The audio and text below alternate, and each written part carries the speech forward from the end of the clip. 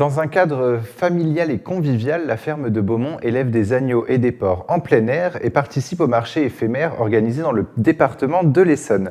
Pour en parler avec nous, je reçois aujourd'hui Valérie et Éric Sill, bergers et propriétaires de la ferme de Beaumont et membres des fermiers d'ici 91. Bonjour et bienvenue sur Sensation. Alors Valérie Sill, vous êtes la présidente de l'association Fermiers d'ici 91. Comment est née l'association ?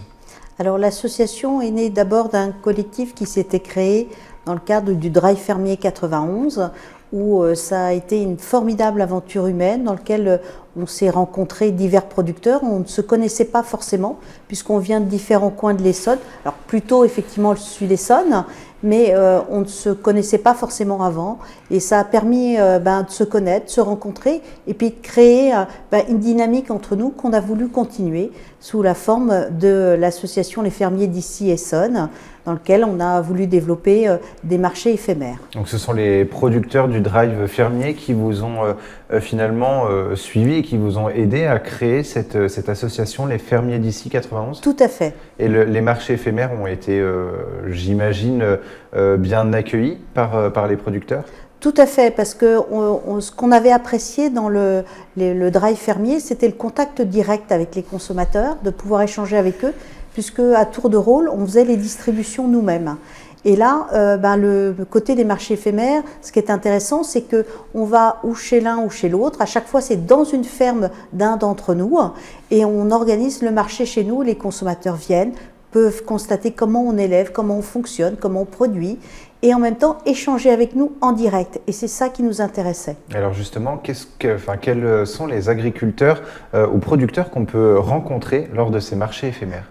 Alors, dans le cadre de ce marché éphémère, vous allez retrouver des cressonniers, c'est la famille Barbereau. Vous allez retrouver un éleveur de volailles, c'est Monsieur Perriot. Vous allez retrouver un éleveur d'œufs de poules pondeuses, c'est Madame Tigeot-Pisson. Et vous allez retrouver des maraîchers, Madame Desforges. Vous allez retrouver tout un tas de producteurs différents. Alors, ça peut être des légumes secs, ça peut être de la viande, puisque vous retrouvez des éleveurs de canards, de porcs, d'agneaux, et donc c'est vraiment des productions qui sont diversifiées et en même temps complémentaires. Donc on a énormément de choix. L'événement prône la consommation des produits locaux et des circuits courts. Pourquoi choisir les circuits courts ?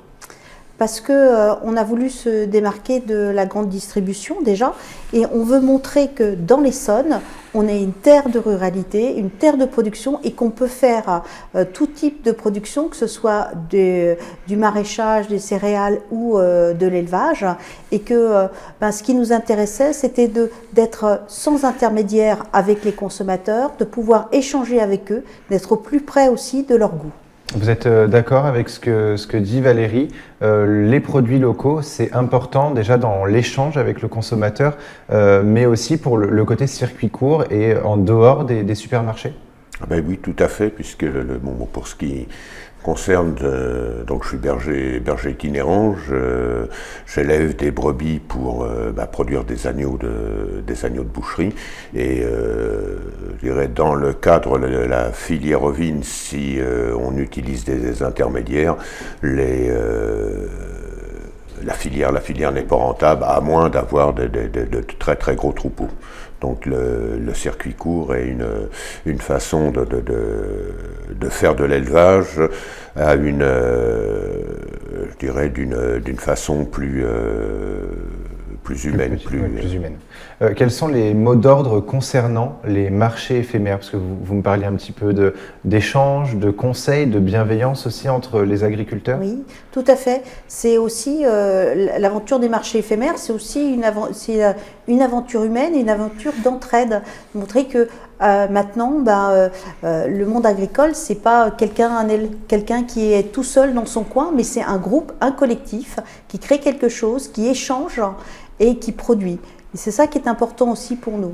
Alors vous le disiez, vous organisez l'événement dans différentes fermes du département. Pourquoi c'est essentiel pour vous de changer de lieu à chaque fois ? Alors d'abord parce que c'est aussi ce qui plaît aux consommateurs. Ils ont envie de voir les lieux où on produit, où on élève, et il faut tourner pour qu'ils puissent constater aussi par eux-mêmes qu'effectivement on est bien des éleveurs locaux, on est bien dans l'Essonne, on est bien des exploitations à taille humaine, parce que ça c'est important aussi, parce qu'entre ce qu'on peut voir des fois dans les médias sur les fermes-usines, nous on est des exploitations à taille humaine et on veut le rester, et ce qu'on veut c'est garder ce contact avec le consommateur. Alors Valérie et Eric, vous êtes également éleveurs d'agneaux et de porcs. Comment se passe une journée type à la ferme de Beaumont ?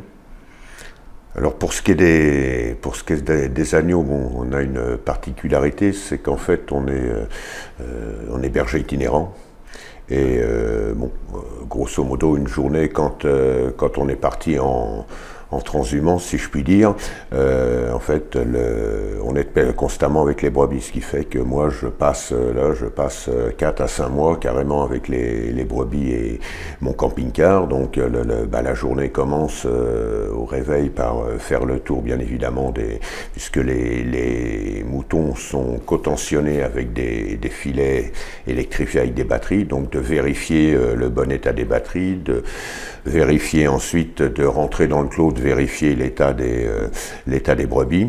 Et comme c'est un travail de mouvement, une fois qu'on a fait le tour des animaux, qu'on a fait le tour du parc en place, il faut aller préparer le prochain parc, puisque dès que les brebis ont fini de pâturer, elles passent dans un autre parc, et comme ça, ainsi de suite. Il y a de moins en moins de bergers itinérants.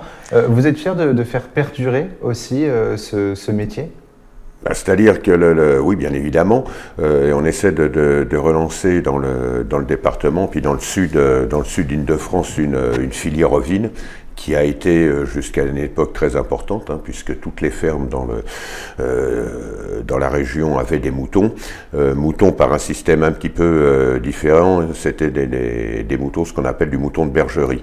Donc nous, les brebis donc elles ne sortaient de bergerie qu'à une certaine période de l'année. Nous, en fait, les moutons sont toute l'année dehors, et on essaie de relancer cet autre mode d'élevage qui a la particularité maintenant, étant donné la difficulté de trouver du foncier agricole, qui a une particularité pour des jeunes qui veulent se lancer, c'est que ça demande pour ainsi dire pas d'investissement. Il n'y a pas d'investissement de bâtiment, puisque les brebis sont toujours dehors. Alors pour ceux, on utilise quand même des races de brebis assez spéciales. Ce sont des brebis rustiques, principalement des brebis originaires de la Sologne et originaires du Limousin, plateau des Mille Vaches et autres, de façon à ce qu'elles puissent circuler et se nourrir toute l'année. Donc relancer une filière itinérante pour permettre à des jeunes qui seraient intéressés par le métier, qui vu la transition qu'il est en train de se passer au niveau des conversions en agriculture biologique, on peut avoir un essor et une forte demande pour les bergers itinérants. En fait, les brebis remplacent la chimie, c'est-à-dire qu'elles rasent l'herbe de façon biologique. Et sur les marchés éphémères, vous vendez de la viande d'agneau et de porc. C'est l'occasion de rencontrer les consommateurs et de les conseiller. Alors justement, est-ce que vous avez un conseil à nous donner pour bien faire cuire une viande de porc ou une côte d'agneau, par exemple ?